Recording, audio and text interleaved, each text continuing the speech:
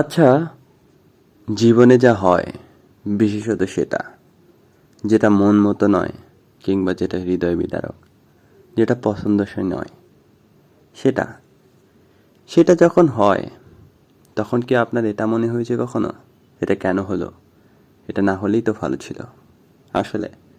জীবনে যা হয় বিশেষত সেটা যেটা মন মতো না, সেটা কেন হলো সেটার পুঙ্খানুপুঙ্খ হিসাব মেলানো কঠিন। কিন্তু হ্যাঁ,